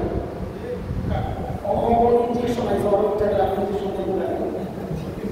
মনে আছে কোন জুয়াকে হতে দেওয়া যাবে না টান দিয়া 2 মাস থেকে টান দিয়া বসায় দেবেন আর জিজ্ঞেস করবেন পেশার স্থাপ বেশি তো সামনে বিশাল দিস বলেন তো আজকে সেরা মেহমানকে দুলার সামনে আজকে সেরা খাবারের আয়োজন আস্তা মুরগি আস্তা খাসি আরো খাবার খাবার দিয়া সাজায় গেছে জামাই হলো স্মার্ট জামাই কোন জামাই স্মার্ট বুঝেন না স্মার্ট এক এক জায়গায় এক এক ব্যাখ্যা এক জায়গায় ব্যাখ্যা হলো যারা কুত্তা হয়ে আগে ওই ভেরি স্মার্ট আরেক জায়গায় ব্যাখ্যা হলো যে তারা বালা ব্যাখ্যা দিতে আসি আরেক জায়গায় ব্যাখ্যা হলো চুল কাটছে পুরোটা দিকে তো আরে একটা তো বালা বাচ্চা তুই কোন জায়গায় বড় চুরি করছিস এমনই চাই চুল কাটছে বাবা বাচ্চা কিনা এক এক জায়গায় স্মার্টের এক এক ব্যাখ্যা বিয়ে করতে যাওয়া জামাই স্মার্ট মানে হলো আগে মন করে বিয়ে করতে গেছে মোবাইল মধ্যে সাপ দিয়ে হয়ে আছে আর এখন স্মার্ট জামাই রোমাল লাগায় এটা যেমন মনে করে মনে হয় আরো বুঝে কি করবে আপনার বেহায়া আসলে স্মার্ট নাকি বেহায়া ওই বেহায়া জামাই খুঁড়িয়ে তুমি টাকা হ্যাঁ কিন্তু আজকে সেরা নেই আমার মাথা রাখো হ্যাঁ সামনে কিন্তু আজকে সেরা খাওয়া এটা মাথা রাখো এইগুলো টাকা এই যে $1 প্যান্ডেলের বাইরে একটা বড় টুকরি রাখছে ডাস্টবিন ওখানে মানুষ যা খায় নষ্ট হয় ওই নষ্ট খাবার নিয়ে ফেলায় বাচ্চারা খাইছে তাদের চেষ্টা লাগে আছে আমারও প্রবলেম নিয়ে ফেলাইছে মাফ করবেন আমাদের ছুটি করে কথা বলা উচিত না তারপর জানার জন্য বলছি লেবু খাইছে চিন্তা রস খায় ছিটা নিয়ে ফেলাইছে মুরগির টানছে রান্নার খায়া হাঁটি নিয়ে ফেলাইছে জামাই মনোযোগ সহ তাকায় আছে ওই পচা বাসি ওই উচ্ছিষ্ট খাবারের দিকে হাঁটি কুটির দিকে ময়লার দিকে কোন জামাই স্মার্ট জামাই সমাজ স্মার্ট কিছু লেগেছিলেন কতক্ষণ পরে জামাই ভাবনা করছি ওইটা গেছে ওই টুকরির সামনে যাই ওই টুকরির সামনে আসন দিয়ে দিয়েছি ওখান থেকে হাঁটি একটা রয়েছে কাপড় দেয় কষ্ট তো নাই হাঁটি করে কাপড় দেয় কুত্তার বদল আর বড়গুলো খায় ছিলকায় রস কমাই ছিলকাতে কামড়ায় কামড়ায় খায় চলছে হেড কামড় শ্বশুর বসে শাশুড়ি একটা জামাইয়ের জন্য স্পেশাল পায়েস রান্না করছে এক পোয়া চালের সাথে 5 কেজি দুধ দিয়া জাল দিয়া শ্বশুর পরে আমি নিজ হাতে পরিবেশন করতে চাই জাল জাল ছুঁয়ে যান শ্বশুর পেয়ারা লয়া প্যান্ডেলের ভিতরে ঢুকিয়া জামাই ঘুরচা পায় জামাই অনেকক্ষণ ঘুরতে গিয়ে জামাই পরিবেশন ময়লা ডাস্টবিনে শ্বশুর পেয়ারা হাতে নিয়ে ঘর কুত্তার আসন জামাই কেন জামাই আসন খালি কেন গরম অবস্থা কুত্তার আসলে আসলে বসার কথা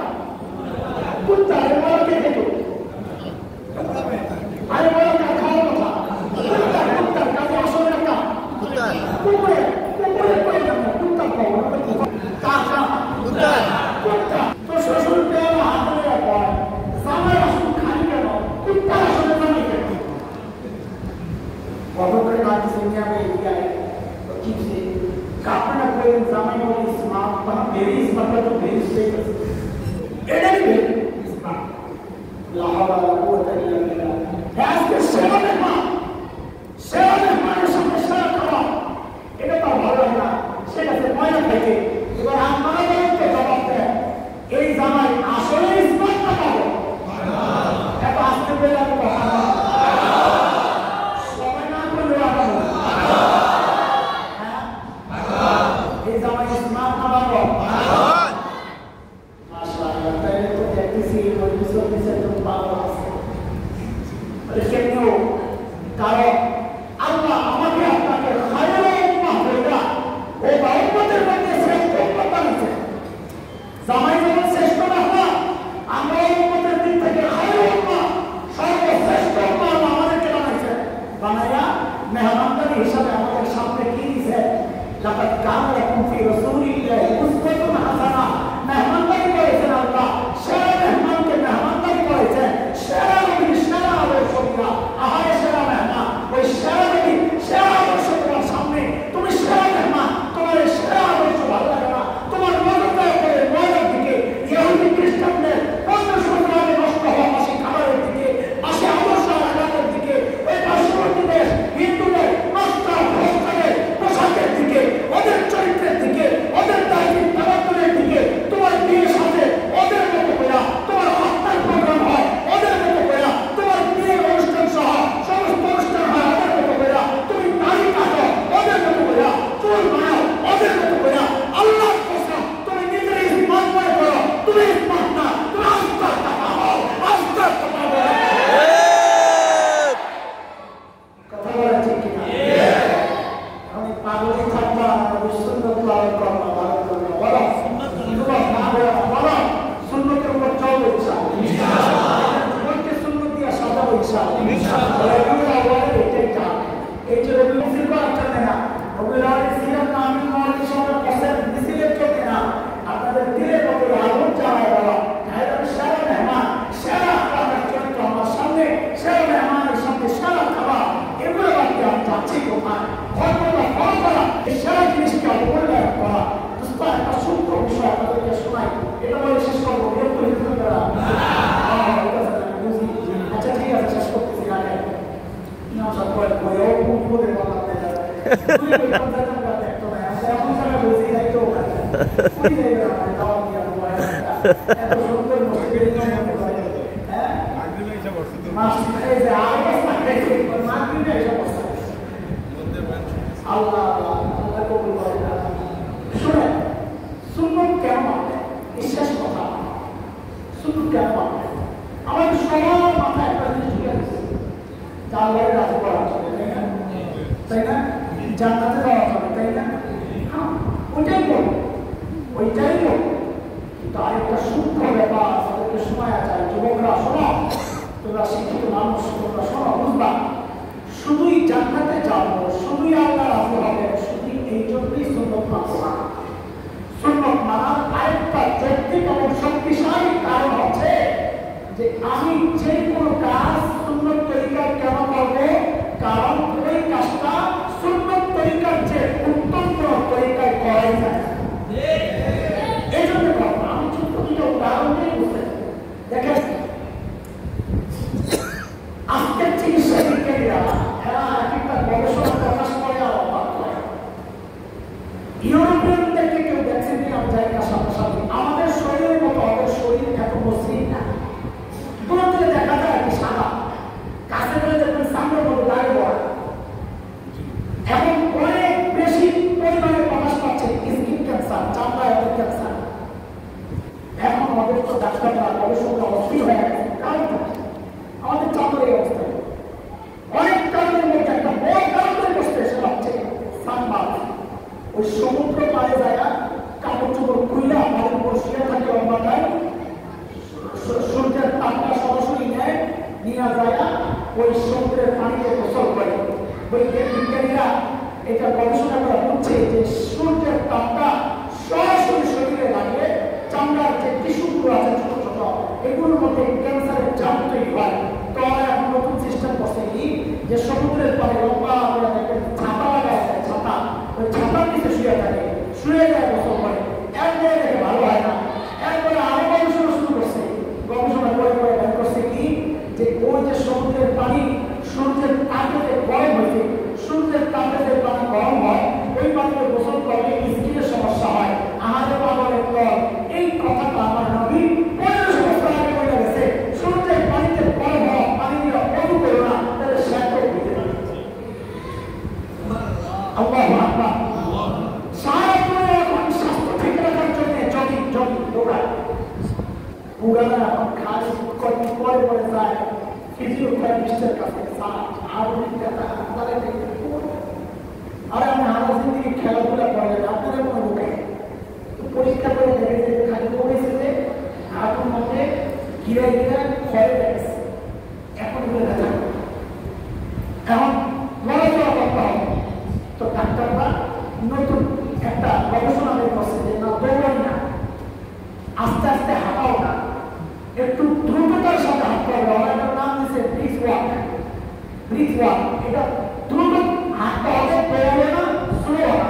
আল্লাহ 1500 বছর আগে আমার নবী যে চলছেন কিতাবে আসছে, নবী যখন হাঁটতেন যারা উপর থেকে নিচের দিকে হাঁটতেছে স্বাভাবিক হাঁটা না, একটু দ্রুততার সাথে আমার নবী চলতেন। আজকে চিকিৎসা বিজ্ঞানী বলে ওই হাঁটাই হচ্ছে স্বাস্থ্যের জন্য সবচেয়ে উত্তম হাঁটা। কিভাবে বলে বুঝবেন? আমেরিকা চিকিৎসা বিজ্ঞানীরা নতুন একটা প্রস্তাব বের করছে, আমরা বলি এখন সারা দুনিয়ার মানুষের মধ্যে একটা মহা চিন্তা, ওজন কমাও, ওজন কমাও, ওজন কমাও। দেখছেন না আমাদের ডাক্তার জাহাঙ্গীর সাহেব পুরো হিট হয়ে গেল, তাহলে একটাই আওয়াজ, ওজন কমাও, ওজন কমাও, ওজন কমাও। আমেরিকার গবেষকরা 4টা অপশন দিচ্ছে, এই 4 অপশন আপনি ট্রাই করেন। কি? 1 নম্বর ব্যায়াম করেন, 2 জিমে যান, 3 খাওয়া নিয়ন্ত্রণ করেন, 4 ওষুধ খান। কয়টা? ওই সাইকেল দিনা সবার পক্ষে 4টা মানা সম্ভব না, ওরা আমার পক্ষে সম্ভব না। আমার ব্যায়াম করার সময় নেই, জিমে যাওয়ার প্রশ্ন আসে না, সময় নেই। আর খাওয়া যে নিয়ন্ত্রণ করবো এটাও সম্ভব না। জেনে যায় মানুষ জোর করে খাওয়া, হুজুর 1 পিস মুরগি নয়, আরে বেড়ে যাবে না, হুজুর আপনার জন্য মুরগিটা খাওয়াছে, কত কেমনি ফেরত দিই। এর 3-4 জায়গায় একটু করে খাইতে হইতে আমাদের অবস্থা কি পেটা গেছে বড় হয়ে। কারণ খানা নিয়ন্ত্রণ করে আমার মন করা না, আমার পক্ষে সম্ভব না, ব্যায়াম তো আরো সম্ভব না। ঘুমের টাইম ব্যায়াম করবো ঠিক আছে। তো ডাক্তাররা বলছে কি যারা এগুলো একটাও মানতে পারবেন না তাদের জন্য পঞ্চম অপশন খাবার, ওজন কমানোর জন্য আপনার জন্য পঞ্চম পরামর্শ এটা করতে পারবেন। কি সেটা? বলে আপনি যখন খাবেন 3টা জিনিস ঠিক রাখবেন। কি? একটু ধীরে ধীরে খাবেন, ভালো করে চাবায় খাবেন, একটু সময় নিয়ে খাবেন। কেন? কারণ আপনি চাবায় খাবেন না, ভালো করে খাবেন, চাবায় খাবেন, বেশি ভালো করে চাবাবেন। কেন ভালো করে চাবাবেন? কারণ ক্রাশিং দিচ্ছে আল্লাহ তাআলা আমার মুখটাকে বানাইছেন গুঁড়ো করার জন্য। আমরা কি করি? ভিতরে আছে একটা পাকস্থলী, পাকস্থলী কাজে হজম করা, খেয়াল করেন। গুঁড়ো করার কাজ হলো মুখ, গুঁড়ো করার কাজ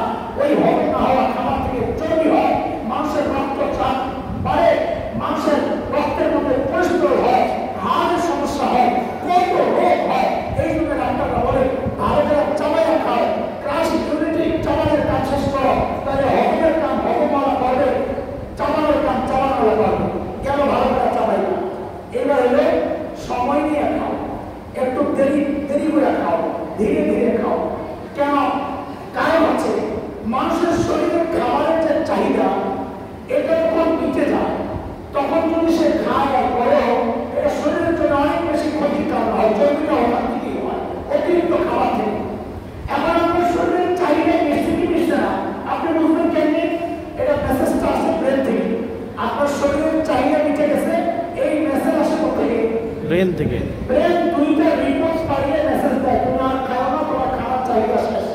ওই দুইটা রিপোর্ট পায়, একটা পায় ব্রেন থেকে কয় সামারি দিচ্ছেন, আপনার শরীরের জন্য কয় সামারি যথেষ্ট, এটা কাউন্ট হয়, ব্রেনে এটা সংখ্যাটা জমা হয়।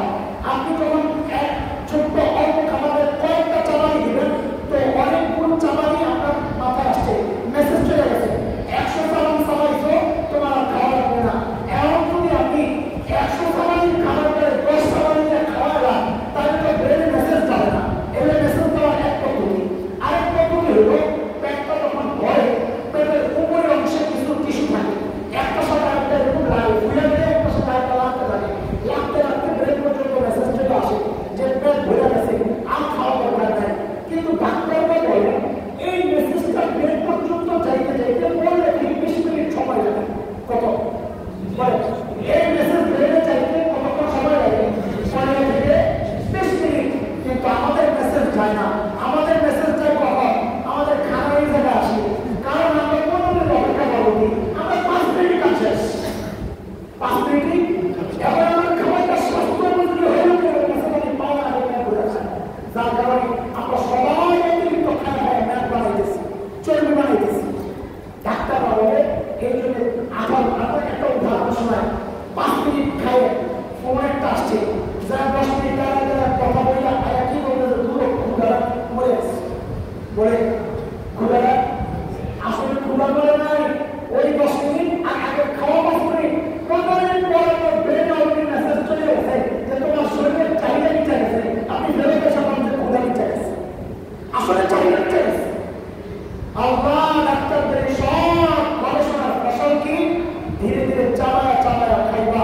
আমার নবী আজীবন সারা জীবন চাবায়া চাবায়া ঘুরা ঘুরা ঘুরা আস্তে আস্তে আস্তে আস্তে খাইয়া, চাইটা চুইটা খাইয়া, হাতের লালা মুখের লালা যেগুলো হজমের কাজ করে সব বের কইরা তারপরে আমার নবী খাবার শেষ করছে। যার কারণে পেটের সমস্যা হবে নাই, কোলেস্টেরল সমস্যা হবে নাই, হার্টের সমস্যা হবে নাই। আজকের চিকিৎসা বিজ্ঞানে বলছে নবীর খাওয়ার পদ্ধতিটা হচ্ছে খাওয়ার মধ্যে সবচেয়ে উত্তম পদ্ধতি। সুবহানাল্লাহ। কয়টা বলবো সবাই যেহেতু নাই শেষ করি। আজকে ডাক্তাররা বলছে আমাদের মুখ হচ্ছে শরীরের প্রবেশ পথ। মুখ কি? শরীরের প্রবেশ পথ। মুখ যার সাফ থাকে না তার পেট সাফ থাকে না। মনে রেখে বাচ্চারা শোনো, মুখ যার পরিষ্কার থাকে না তার পেট ভালো থাকে না। দরজা এর সামনে যদি ময়লা থাকে, আপনার পাওয়ার যত পরিষ্কারই হোক, ভিতরে ঢুকলেন, ভিতরে ময়লা ঢুকলেন কিনা? ময়লা সহ ঢুকবে কেন? দরজা ময়লা পাওয়া দিচ্ছে না। মুখে যদি ময়লা থাকে, আপনি যত ফ্রেশ খাবার খান না কেন, ওই মুখে ময়লা থাকলে খাবার দিলে ময়লা সহই পেটে যাওয়া, পেটের বিরাট খাবার হবে। এই জন্য ডাক্তাররা বলেছেন রাতে ঘুমানোর সময় ব্রাশ করে ঘুমাইবা, সকালে উঠা ব্রাশ করবা, আর না পারলে অন্তত ঘুমের সময় ব্রাশ করে ঘুমাইবা। কথা আমরা যখন আয়েশা বলেন নবী আলাইহিস সালাম যখনই ঘুমাইতে যাইতেন মিসওয়াক কইরা তারপরে ঘুমাইতে যেতেন। সুবহানাল্লাহ। এইরকম প্রত্যেকটা আমল যদি ধরে ধরে আপনাদেরকে দেখা, আজকের চিকিৎসা বিজ্ঞানী কি বলে ওইটার জন্য আরো কাজ দরকার। শুধু এতটুকু বুঝেন সুন্নত কেন মানবো? জান্নাতে যাবো শুধু এই জন্য, ওটা আমার প্রধান টার্গেট। সুন্নত কেন মানবো? আল্লাহকে রাজি করার জন্য, ওইটা আমার প্রধান টার্গেট। কিন্তু এটাও টার্গেট হবে যে সুন্নত এই জন্য মানবো কারণ ওই কাজের জন্য এক চেয়ে উত্তম পদ্ধতি দুনিয়ায় আমি করা। ঠিক আছে ইনশাআল্লাহ। ইনশাআল্লাহ।